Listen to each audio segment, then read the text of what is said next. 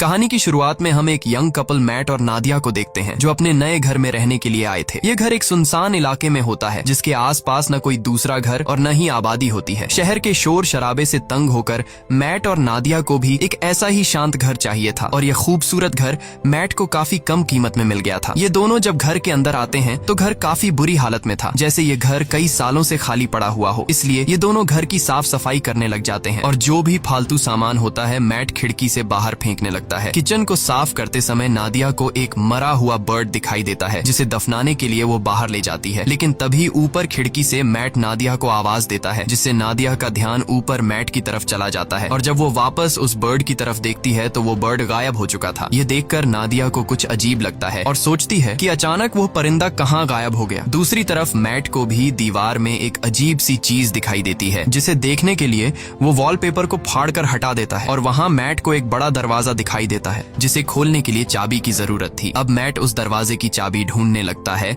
और उसे बाहर फेंकी गई कबाड़ में चाबी मिल जाती है, जिसके बाद वो चाबी को दरवाजे के होल में डालकर दरवाजा खोल देता है। यहाँ नादिया भी पहुंच जाती है। ये दोनों देखते हैं कि अंदर एक काले गहरे अंधेरे वाला कमरा है और जैसे ही ये दोनों उस कमरे के अंदर जाते हैं तभी बाहर की लाइट्स अचानक ब्लिंक करने लग जाती हैं। ये देखकर इन दोनों को कुछ गड़बड़ महसूस होती है और इस प्रॉब्लम को दूर करने के लिए मैट कहता है कि हमें एक इलेक्ट्रिशियन को बुलाना चाहिए। ये कहकर वो वहाँ से चला जाता है और नादिया उस रूम के पास अकेली रह जाती है। नादिया अब सोचती है कि उसे इस रूम में जाना चाहिए या फिर नहीं, लेकिन फिर नादिया को कुछ अजीब सा डर महसूस होता है, इसलिए वो भी मैट के पीछे चली जाती है। इस तरह से रात गुजर जाती है और अगले दिन नादिया एक इलेक्ट्रिशियन को कॉल करती है। कुछ देर बाद लाइट्स ब्लिंक होने की प्रॉब्लम को दूर करने के लिए एक इलेक्ट्रिशियन आता है जो कि घर की लाइट्स को चेक करते हुए नीचे बेसमेंट में पहुंच जाता है और वहां का नजारा देखकर वो हैरान रह जाता है क्योंकि पूरा का पूरा बेसमेंट बिजली के वायर्स से भरा पड़ा था और कोई भी ऐसा कोना नहीं था जहां पर वायर्स ना हो। ये वायर्स काफी पुराने जमाने की लग रही थी और इलेक्ट्रिशियन भी कहता है कि मैंने आज तक इस तरह की चीजें कभी नहीं देखी। खैर, इलेक्ट्रिशियन जैसे तैसे करके घर की लाइट चालू करके जाने लगता है और जाते समय वो मैट से कहता है कि आखिर तुमने यह घर क्यों खरीदा? इस घर के पहले मालिक का मर्डर इसी घर में हुआ था और उस दिन के बाद कोई इस घर में रहने को तैयार नहीं हुआ। यह सुनकर मैट बहुत ज्यादा घबरा जाता है और इस घर के बारे में रिसर्च करने लगता है। रिसर्च के दौरान इंटरनेट पर मैट को एक पुराने न्यूज आर्टिकल में थॉमसन फैमिली का पता चलता है जो कि एक कपल था और आर्टिकल में लिखा हुआ था कि इस घर में रहने वाले कपल को अपने ही बेटे ने मार दिया था जिसका नाम जॉन था। इन्वेस्टिगेशन के दौरान जॉन पुलिस को बताता है कि मुझसे यह मर्डर इस घर ने करवाए हैं। यह देखकर मैट को यह एक झूठी कहानी लगती है और कई घंटों तक रिसर्च करने के बाद वो थक जाता है। फिर अपनी पत्नी से छिपकर उसी अंधेरे वाले कमरे में बैठकर शराब पीने लग जाता है। बोतल में शराब पहले से ही 2 घूंट बची हुई थी जिसे पीकर वो बोतल खाली कर देता है और मन ही मन सोचता है कि काश पीने के लिए एक और बोतल मिल जाती। तभी अचानक लाइट्स ब्लिंक होने लगते हैं और कुछ देर के लिए लाइट चली जाती है और जब फिर से लाइट आती है तो उसके सामने एक शराब की बोतल पड़ी होती है। ये देखकर उसकी आंखें खुली की खुली रह जाती हैं और जब वह उस बोतल को हाथ लगाकर चेक करता है तो उससे पता चलता है कि यह एक असली बोतल है, यानी कि यह रूम किसी भी इच्छा को पूरी कर सकता है। अगली सुबह नादिया नींद से जागती है। वो देखती है कि मैट यहाँ पर नहीं है, इसलिए वो मैट को ढूंढने उस रूम में जाती है। वहाँ जाकर वो देखती है कि पूरा रूम कीमती पेंटिंग्स और नई चीजों से भरा हुआ है और मैट बहुत ही ज्यादा खुश है। मैट नादिया को बताता है कि इस रूम में किसी भी विश को पूरा करने की ताकत है। वो नादिया से कहता है कि तुम्हें जो भी चीज चाहिए बस अपने दिल से मांगो और वो तुम्हारे सामने हाजिर हो जाएगी। ये सुनकर नादिया को मैट की बातें एक मजाक लगती हैं, इसलिए वो मैट पर हंसने लगती है, लेकिन मैट कहता है कि तुम एक बार ट्राई तो करो। तब नादिया कहती है अच्छा ठीक है, मुझे इस वक्त जॉब की जरूरत है तो मैं वो मांग लेती हूँ। तब मैट उसे समझाता है कि ये रूम जॉब नहीं दे सकता, तुम इससे कोई चीज मांगो। जिसके बाद नादिया आंखें बंद करके $1000 की विश करती है और पलक झपकते ही उनके पास $1000 आ जाते हैं। लेकिन अब भी नादिया को पूरी तरह से यकीन नहीं होता, इसलिए वो दोबारा $1 मिलियन की विश करती है और पहले की तरह इस बार भी उन्हें $1 मिलियन मिल जाते हैं। अब नादिया को भी यकीन हो जाता है कि यह रूम कोई नॉर्मल रूम नहीं बल्कि हर एक ख्वाहिश को पूरा करने वाला रूम है। और बस फिर क्या, ये लोग उस रूम से एक के बाद एक महंगी चीज मांगते हैं और वो चीज उनके सामने हाजिर हो जाती है। ये लोग महंगी wines, expensive clothes, diamond, gold, खाने पीने की चीजें और ढेर सारे पैसे इकट्ठा कर लेते हैं। ये दोनों रातों रात मिलियनेयर बन जाते हैं और खुशी खुशी उनकी जिंदगी गुजरने लगती है। है। रात को नादिया मैट से पूछती है कि आखिर ये रूम उनकी इतनी सारी विशेष कैसे पूरी कर रहा है, लेकिन मैट कहता है कि हमें इस बारे में बिल्कुल भी नहीं सोचना चाहिए, हमें बस एंजॉय करना है। इस तरह से ये दोनों अगले कई दिनों तक अपनी जिंदगी बिलियनर्स की तरह गुजारते हैं। हर बार जब भी उनकी कोई विश होती तो लाइट्स टिमटिमाती और उनकी सारी ख्वाहिशें बेसमेंट में बने उस रूम में तुरंत पूरी हो जाती। ये दोनों डांस करते हैं, पार्टीज करते हैं और खूब मजे लेते हैं। लेकिन उनकी यह चमक दमक वाली जिंदगी अब कुछ ही दिनों की मेहमान थी और अब उनके बुरे दिन शुरू होने वाले थे। वैसे तो यह रूम हर एक चीज दे सकता था, पर एक चीज जो इन दोनों की जिंदगी की सबसे बड़ी ख्वाहिश थी और वो चीज उन्हें रूम दे भी सकता था, लेकिन ये दोनों रूम से उस चीज को मांगने के लिए तैयार नहीं थे। और वो चीज कुछ और नहीं बल्कि एक बच्चा था। एक दिन मैट नादिया को बच्चे का एक झूला गिफ्ट करता है, जो कि इस बात का इशारा था कि हमें बच्चे के लिए ट्राई करना चाहिए। मैट नादिया को समझाता है कि हमें एक बार फिर से कोशिश करनी चाहिए, लेकिन नादिया इसके लिए तैयार नहीं होती, क्योंकि पहले भी उसके 2 मिसकैरेजेस हो चुके थे। अब नादिया परेशान हो जाती है। काफी देर तक सोचने के बाद वो इस रूम में जाकर एक बच्चे की विश करती है और बच्चा उसे मिल भी जाता है। जब मैट आकर नादिया को बच्चे के साथ देखता है तो वो बहुत गुस्सा हो जाता है और नादिया को डांटने लगता है कि तुम्हें बिना परमिशन के बच्चे को नहीं लेना चाहिए था। इस बात पर इन दोनों के बीच काफी देर तक बहस होती है। नादिया कहती है कि उसने यह शॉर्टकट इसलिए अपनाया ताकि मिसकैरेज या लेबर पेन की तकलीफें उसे न झेलनी पड़े। वो कहती है कि हम दोनों इस बच्चे के साथ बहुत खुश रहेंगे, पर मैट इस बच्चे को एक्सेप्ट करने के लिए तैयार नहीं था और वो नादिया से कहता है कि तुम उस रूम में जाकर रूम से इस बच्चे को वापस लेने की विश करो। अब नादिया न चाहते हुए भी उस रूम में आती है और बच्चे को गायब करने की कोशिश करती है, पर वो ऐसा नहीं कर पाती, इसलिए वो बच्चे को मैट के हवाले कर देती है। अब गोद में बच्चे को लेकर मैट भी इमोशनल हो जाता है और वो भी उस बच्चे को गायब करने की विश नहीं कर पाता और बच्चे को वापस नादिया की गोद में डाल देता है। अब यह दोनों फैसला कर लेते हैं कि इस बच्चे को पालेंगे और इस तरह से ये दोनों एक बच्चे के पेरेंट्स भी बन जाते हैं। अब बच्चे को लेकर नादिया तो काफी खुश थी, पर मैट को इस बच्चे से बिल्कुल भी लगाव नहीं था और मैट इस रूम के बारे में और जानकारी हासिल करना चाहता था, इसलिए वो फिर से रिसर्च करने लग जाता है और उससे पता चलता है कि वो लड़का जिसने इस घर के ओनर यानी अपने माँ बाप को मार दिया था वो अभी भी जिंदा है और एक मेंटल हॉस्पिटल में जिंदगी बिता रहा है। यह जानने के बाद मैट अपने विश के जरिए मांगे गए पैसों के ढेर से कुछ पैसे अपनी पॉकेट में रखता है और जॉन से मिलने के लिए निकल पड़ता है। हॉस्पिटल पहुंचने के बाद नर्स मैट से पूछती है, क्या तुम एक रिपोर्टर हो, क्योंकि पिछले 45 सालों से जॉन के लिए कोई भी परिवार का बंदा नहीं आया। ये सुनकर मैट झूठ बोल देता है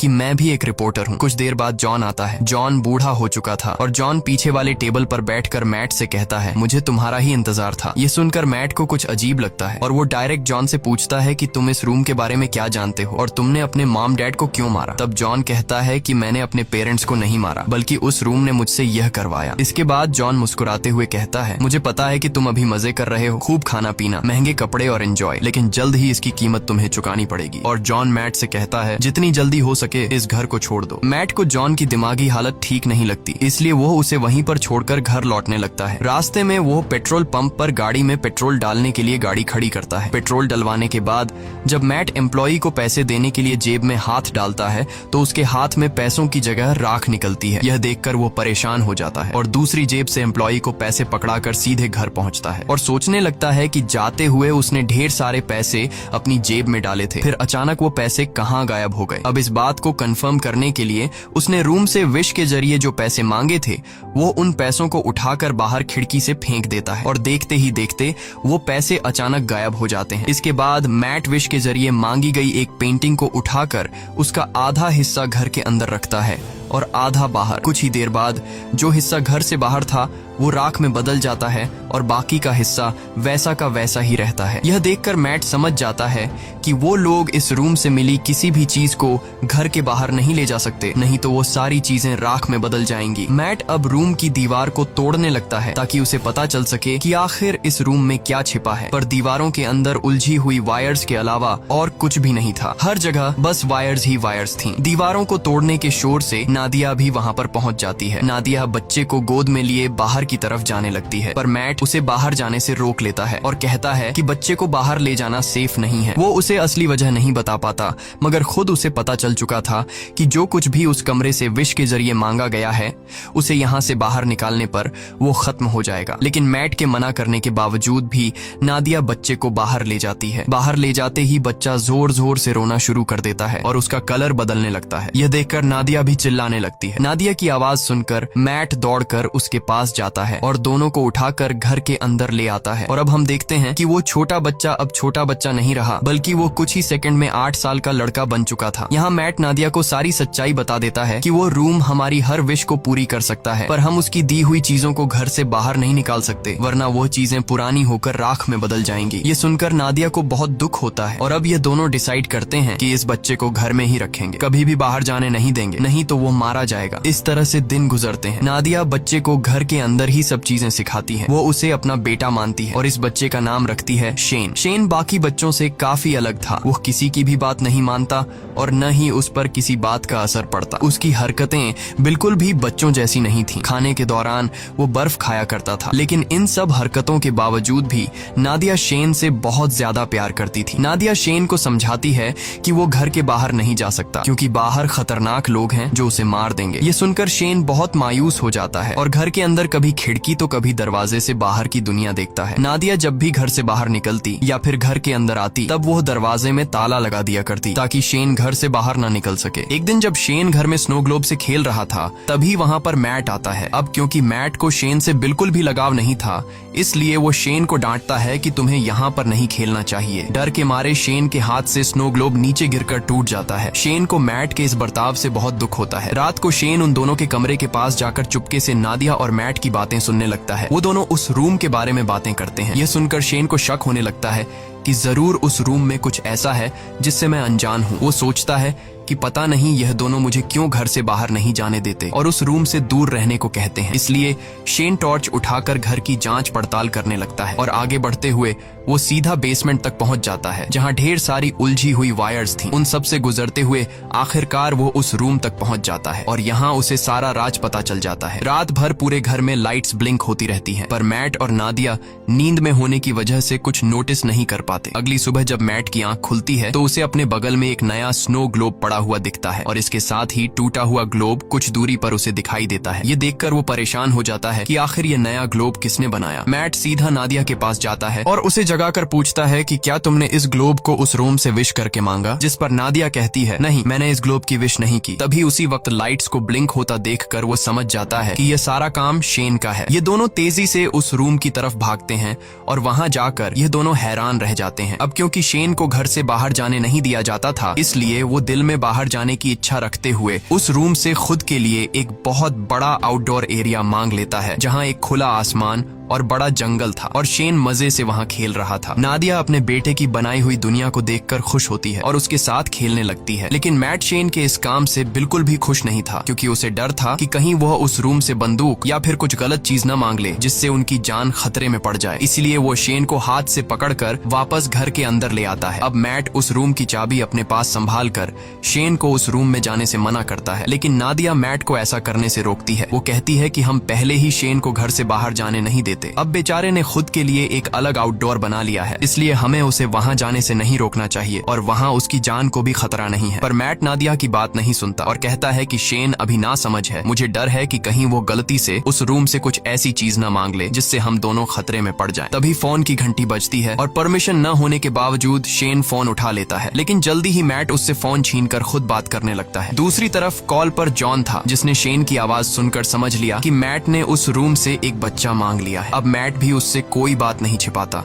और कहता है कि हम इस बच्चे से अपनी जान कैसे छुड़ाएं। इधर किचन में रखे दूसरे फोन से नादिया इन दोनों की सारी बातें चुपके से सुनने लगती हैं। जॉन उसे अपनी सच्चाई बताता है कि मैं भी उस रूम से विश के जरिए मांगा गया हूँ। वो बताता है, मैंने अपने पेरेंट्स को इसलिए मारा क्योंकि मुझे भी बाहर की दुनिया देखनी थी, लेकिन जब मैं घर से बाहर निकलता तो मेरी उम्र बढ़ने लगती और जब मैंने रूम से पूछा तो उसने मुझे बताया कि अगर तुम्हें इस घर से बाहर निकलना है तो तुम्हें उस इंसान को मारना होगा जिसने विश करके तुम्हें मांगा है। इसीलिए मैंने विश करने वाली औरत को मार दिया और उसके साथ उसके हस्बैंड को भी मार दिया। यही वजह है कि आज मैं जेल में हूँ। वो मैट को बताता है कि मेरी और शेन की कहानी एक ही है। अगर तुम्हें शेन को बचाना है और उसे बाहर की दुनिया दिखानी है तो तुम्हें उस इंसान को मारना होगा जिसने शेन को विश करके मांगा था। अब अगर शेन को विश करके तुमने मांगा है तो तुम्हें अपनी कुर्बानी देनी होगी, और अगर तुम्हारी वाइफ ने शेन को मांगा है तो फिर तुम्हें उसे मारना होगा। और ये सारी बातें दूसरी तरफ कॉल पर नादिया भी सुन रही थी। नादिया ये सारी बातें सुनकर बहुत ज्यादा दुखी हो जाती है और वो गाड़ी निकालकर घर छोड़कर चली जाती है, जिससे मैट को उसकी फिक्र होने लगती है। नादिया शेन को जिंदगी देने के लिए खुद को मारने का सोचती है, पर वो ऐसा नहीं कर पाती। इधर मैट टेबल पर बैठकर शेन के साथ डिनर करने लग जाता है। तब शेन मैट से पूछता है कि मेरी मॉम कहाँ गई, और उससे और भी कई सारे सवाल पूछता है, जिससे झुंझलाकर वो शेन को बता देता है कि वो उनका असली बेटा नहीं है और न ही उसकी कोई पेरेंट्स है। इतना ही नहीं, वो गुस्से में आकर शेन को रूम से बाहर निकाल देता है। डर के मारे शेन रोते हुए ऊपर अपने रूम में चला जाता है। कुछ ही देर में मैट को अपनी गलती का एहसास होता है। वो शेन के रूम में जाकर उससे माफी मांगने लगता है और सारी रात वो दोनों साथ में सोते हैं। जब नादिया वापस घर लौटती है तो इन दोनों को एक साथ सोते देखकर उसे बहुत अच्छा लगता है। कुछ देर बाद मैट की आंख खुल जाती है और वो देखता है कि नादिया घर वापस आ चुकी है। मैट नादिया से कहता है कि मैं तुम्हारे लिए बहुत ज्यादा परेशान हो रहा था, और कहता है मुझे माफ कर दो क्योंकि मैं शेन पर चिल्लाया और तुमसे भी झगड़ा किया। बातचीत के दौरान ये दोनों एक दूसरे के करीब आने लगते हैं और जब ये दोनों रूम में इंटीमेट हो रहे थे तब शेन चुपकर दरवाजे से उन्हें देखने लगता है। वो अपने दिल में नादिया के लिए अट्रैक्शन महसूस करता है। अब उसे भी ये सारी चीजें करनी थी, इसलिए अब वो इन दोनों के सोने का इंतजार करता है। जब ये दोनों गहरी नींद में चले जाते हैं तब शेन चुपके से आकर मैट की पॉकेट से घर के बाहर जाने की चाबी चुरा लेता है। अगले दिन सुबह मैट और नादिया फ्रंट डोर को खुला देखकर समझ जाते हैं कि शेन घर से बाहर निकल गया है, इसलिए उन्हें डर था कि कहीं वो मर न गया हो। लेकिन तभी घर के एक अलग हिस्से में शेन को देखकर दोनों हैरान हो जाते हैं, क्योंकि शेन अब जवान और ताकतवर हो चुका था। वो अपने पेरेंट्स की तरफ गन पॉइंट करके उन्हें धमकाता है। तब नादिया उसे समझाने की कोशिश करती है। इसी बीच मैट शेन पर हमला कर देता है और दोनों में फाइट होने लगती है। लेकिन उनकी फाइट के दौरान नादिया को धक्का लगता है, जिससे वह नीचे गिरकर बेहोश हो जाती है। कुछ देर बाद मैट उसे जगाते हुए बताता है कि शेन को गलती से गोली लगने की वजह से वो मर गया। ये सुनकर नादिया रोने लगती है। मैट उसे तसल्ली देकर वापस घर में ले आता है और यहाँ आता है कहानी में सबसे बड़ा ट्विस्ट, क्योंकि अभी जो मैट नादिया को उठाकर घर लेकर गया वो असल में मैट नहीं बल्कि शेन है। इधर दूसरे रूम में जहाँ उनकी फाइट हुई थी, असली मैट होश में आ जाता है और पूरे घर में अपनी वाइफ की तलाश करता है। तभी लाइट्स को फिर से टिमटिमाते देखकर वो उस रूम की तरफ जाता है, पर वहां भी उसकी वाइफ नादिया मौजूद नहीं थी। इधर नादिया को बिल्कुल भी खबर नहीं थी कि इसके साथ बैठा हुआ आदमी मैट नहीं बल्कि शेन है। लेकिन नादिया को भी मैट में कुछ बदलाव नजर आता है और जल्द ही उसकी बर्फ खाने की आदत से नादिया को पता चल जाता है कि ये मैट नहीं बल्कि शेन है, जिसने रूम से विश करके अपने आप को मैट का रूप दे दिया है। दूसरी तरफ असली मैट समझ जाता है कि वो अकेला इस घर में फंसा है। शेन ने उसकी वाइफ को इस घर से किसी दूसरे घर में विश के जरिए शिफ्ट कर लिया है। अब वो इस घर से बाहर निकलने के लिए पूरी ताकत लगाकर दीवार को तोड़ने लगता है और आखिर सारे वायर्स को पार करके वह उस रूम तक पहुंच जाता है, जो कि अब एक जंगल था जहां ढेर सारे ऊंचे ऊंचे पेड़ थे। वहां जाकर मैट को पता चलता है कि शेन ने रूम का यूज करके इस जगह को काफी बड़ा कर लिया था और वहां शेन ने उन्हीं की तरह एक डुप्लीकेट घर भी बना लिया था। वो यह भी समझ चुका था कि शेन ने उसका रूप नादिया को किडनैप करके इस डुप्लीकेट घर में रखने और अकेले में उसके साथ फिजिकल होने के लिए किया था। ये ख्याल आते ही अपनी बीवी को वापस पाने के लिए मैट उस जंगल में दौड़ते हुए फाइनली उस डुप्लीकेट घर के अंदर पहुंच जाता है, जहां शेन नादिया के साथ जबरदस्ती करने की कोशिश कर रहा होता है। मैट को अंदर आते देखकर शेन फिर से लड़ाई के लिए तैयार हो जाता है। अब यहाँ नादिया भी पहचान नहीं पाती कि असली मैट कौन सा है, क्योंकि वो दोनों बिल्कुल सेम टू सेम थे। और यहाँ ये दोनों नादिया से कहते हैं कि मेरे साथ चलो। अब नादिया समझदारी से काम लेते हुए शेन का नाम लेती है, जिसे सुनते ही शेन उसकी तरफ देख लेता है और नादिया को समझ आ जाता है कि यह शेन है, जिसके बाद वो शेन को धक्का देकर नीचे गिरा देती है। जमीन पर गिरते ही वो अपने असली रूप में आ जाता है। उधर मैट और नादिया रूम से बाहर निकलने की कोशिश करते हैं पर निकल नहीं पाते, क्योंकि शेन ने रूम से उनके इसी घर में फंसे रहने की विश मांगी हुई थी। लाख कोशिशों के बाद भी जब वो लोग घर से नहीं निकल पाते तो मैट रुक जाता है और वहां से निकलने का कोई तरीका सोचने लगता है। यहाँ मैट होशियारी से एक ऐसी विश करता है कि हम दोनों का नया रूप इस घर के अंदर ही रहे और हमारा असली रूप इस घर से बाहर चला जाए। तभी अचानक वहां पर शेन भी आ जाता है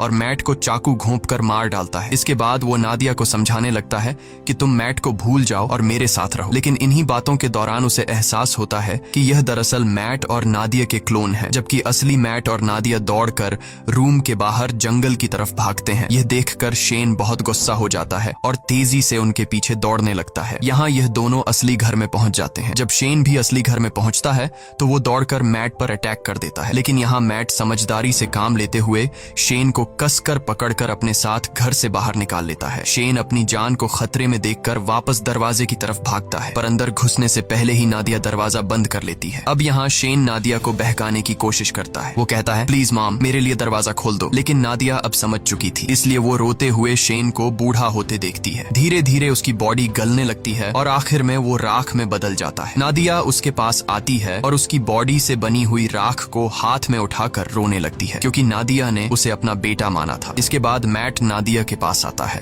और दोनों एक दूसरे को गले लगा लेते हैं। अब सीन शिफ्ट होता है और हमें कुछ महीने बाद का सीन दिखाया जाता है, जहां मैट और नादिया एक छोटे से घर में सेटल्ड हो जाते हैं और सुकून से रहने लगते हैं। पर थोड़े ही दिनों बाद नादिया डरते हुए अपना प्रेगनेंसी टेस्ट करती है और रिपोर्ट पॉजिटिव आती है, यानी अब इन दोनों का खुद का एक बेबी आने वाला है। इसी के साथ ये कहानी खत्म हो जाती है। अगर आपको ये वीडियो अच्छी लगी हो तो हमारे चैनल को सब्सक्राइब और वीडियो को लाइक जरूर कीजिएगा।